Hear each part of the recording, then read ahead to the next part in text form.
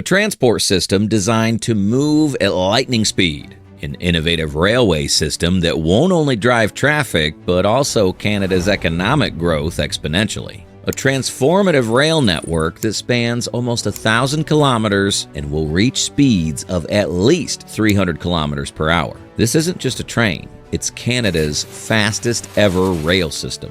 A $12 billion revolution slicing through Toronto, Ottawa, Montreal, and Quebec. Speeds of 300 kilometers per hour. And it runs on clean energy. This is the future of Canadian travel. But what will it take to bring this futuristic project to life? Imagine cutting the travel time between Toronto and Montreal in half. Imagine stepping on a platform in Laval and arriving at your destination in Montreal before your cup of coffee completely runs cold. This is the goal that underscores the Alto High-Speed Rail Network project. But is this goal even attainable? Home to over 18 million people, the Toronto-Quebec City corridor is part of the larger Quebec City-Windsor corridor. Together, these corridors are densely populated and form a huge part of the industrialized region of Canada. This is especially true of the Toronto-Quebec City corridor, whose population accounts for about half of Canada's total population. Over 90% of Ontario's population and around 65% of Quebec's population live in or near this corridor, altogether forming roughly 1/3 to half of Canada's population concentrated in this relatively small area compared to the vast geography of the country. If you're wondering why this context matters, it's pretty simple. An area such as this one needs an efficient transport system that can sustainably connect the dense urban and economic centers in this corridor to necessary areas. This busy hive deserves a transport system that can quickly get people to and from cities in no time. This is where the Alto High-Speed Rail Network comes in. The Alto High-Speed Rail Network is proposed to be Canada's first true high-speed train project. This train system is a massive upgrade from Canada's former systems, reaching speeds of up to 300 kilometers per hour, or 186 miles per hour. If you don't find this impressive, it's worth noting that before the Alto High-Speed Rail Network project, Canada's fastest train was the turbo train, a train that was limited to about 160 kilometers per hour, 100 miles per hour, due to reliability and track sharing issues. To be fair, turbo train achieved a top speed of 226 kilometers per hour, about 140 miles per hour, in a speed run in 1976, but in regular service, sustaining this speed was both dangerous and nearly impossible. Even so, the turbo train retired in 1982. After its retirement, the turbo train was succeeded by all other rail services that were significantly slower and even less reliable than their predecessor. This was partly due to the fact that passenger trains share tracks with freight trains, which limits speed and on-time performance. This unreliability in rail networks has done nothing but highlight the need for an improved solution that will help citizens get to their destinations within the corridor faster and, well, safer too. The average speed of a typical train can vary widely. This speed depends on different factors, such as the type of train and the route. Generally, express trains travel between about 36 kilometers per hour, 22 miles per hour, and 113 kilometers per hour, 70 miles per hour. For example, an average speed of around 76 kilometers per hour can be typical for certain passenger trains running at different speeds during a journey. However, for high-speed trains, this is very different. High-speed trains operate at much higher average speeds. The fastest scheduled trains, such as those on China's Beijing to Shanghai line, have an average speed of about 198 miles per hour, 318 kilometers per hour over the route. The current world speed record on steel wheels is held by a French TGV at 574.8 kilometers per hour, 357.2 miles per hour. But this is a speed test rather than an average service speed. Regardless, this is a very impressive speed for metal on wheels. For decades, Canada has lagged behind Europe and Asia in high-speed rail. But that's about to change. The Alto High-Speed Rail isn't just a new train. It's a national leap forward in mobility, technology, and sustainability. This project was announced by Justin Trudeau, the country's prime minister. This railway project will span approximately 1,000 kilometers and reach speeds of up to 300 kilometers per hour.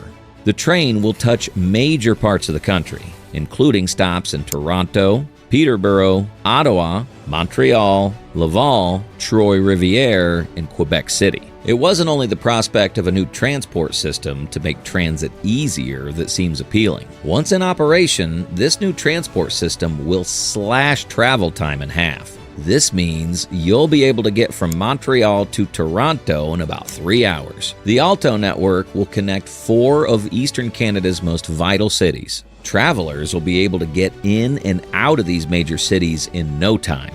Beyond its efficiency, the Alto trains are a much-needed aesthetic addition to the corridor's transport system. Sleek, aerodynamic, and fully electric. They're designed to be ultra-modern, just like their stations. These trains will be built to be ultra-modern, especially with accessibility, smart tech, and seamless transfers to local transit in mind. Of course, behind such an impactful project like this is a team determined to make it work. The Cadence Consortium is in charge of the design of the Alto High-Speed Rail Network project.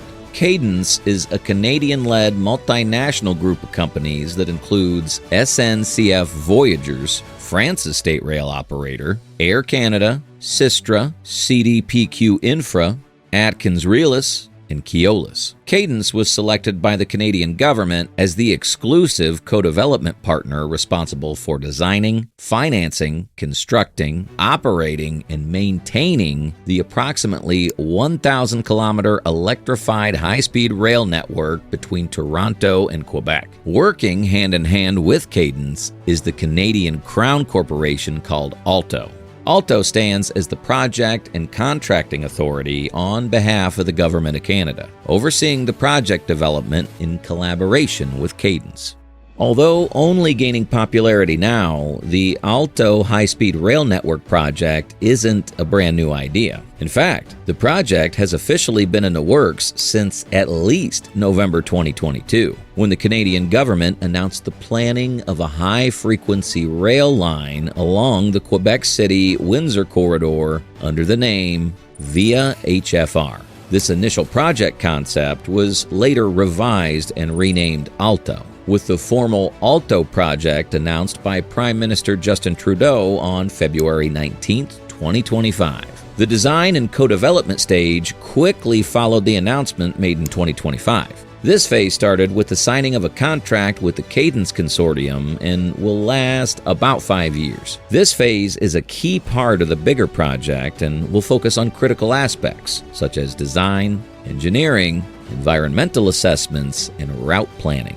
While there's no further information about how long the project completion will take, construction and full network completion are expected to finish around 2043.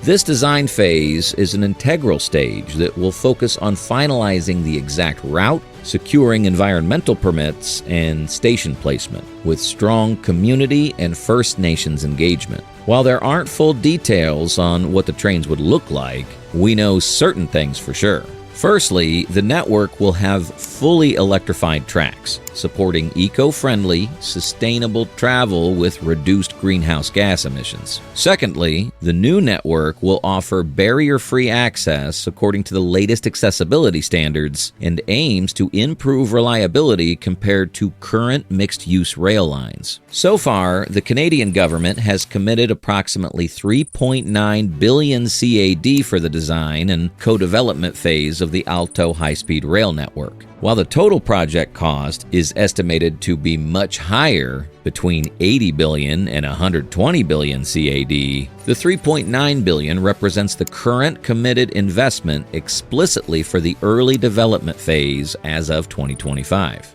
You're probably wondering, Is this expensive to create a train network? Isn't it just about laying tracks and commissioning new platforms? But it isn't just about laying tracks or building new platforms. There is a lot going into making the Alto dream come true. The Alto High-Speed Rail Network project in Canada faces several significant engineering challenges, ranging from route alignment to land acquisition.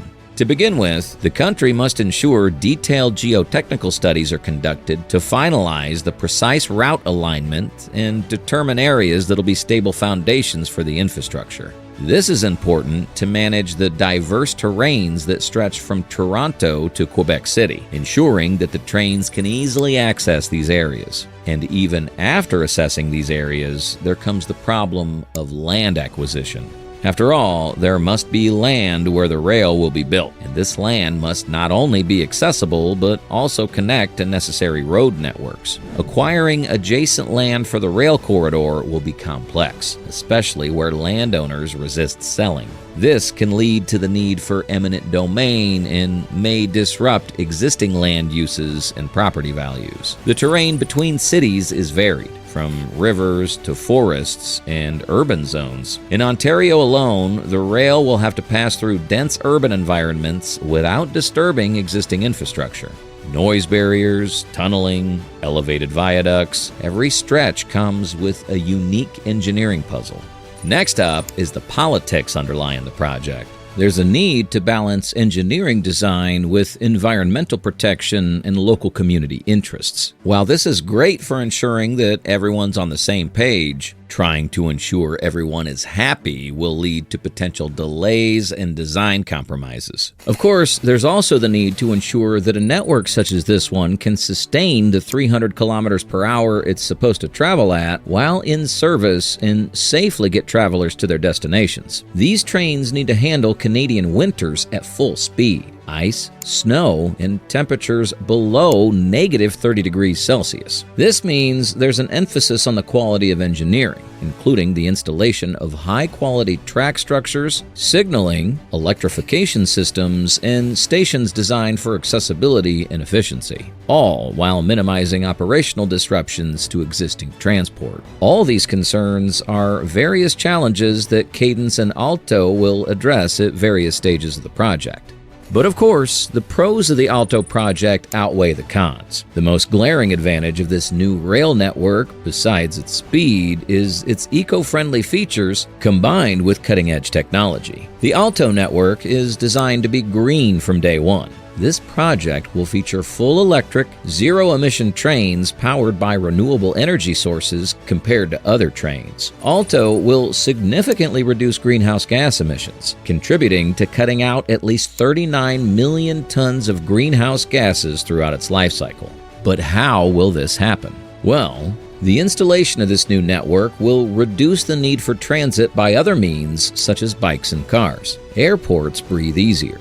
Highways get decongested. In fact, the Alto project will reduce road traffic by approximately 100,000 fewer cars annually. This will contribute to a healthier atmosphere, improve public health, and even play a role in mitigating climate change. Thanks to the fact that the train project will be powered by clean energy, every ride on Alto will be one step towards a cleaner future. Besides aligning with Canada's climate goals and promoting sustainable transportation, the new train project will also have a significant impact on economic growth. New stations mean new jobs, new neighborhoods, new economic hubs. Business trips between cities become same-day returns. Besides, Alto is expected to bridge the gap between unemployment and jobs, as it's expected to create over 51,000 jobs during construction. Even after construction's completed, there will be roles to fill to ensure the smooth running of the new railway project. When operational, Alto is expected to contribute approximately 1.1% annually to Canada's GDP, amounting to around 24.4 billion CAD. Alto is indeed positioned to be the largest infrastructure project in Canadian history. From reducing travel time to promoting accessibility and tourism while boosting the economy, Alto will indeed be a Canadian wonder.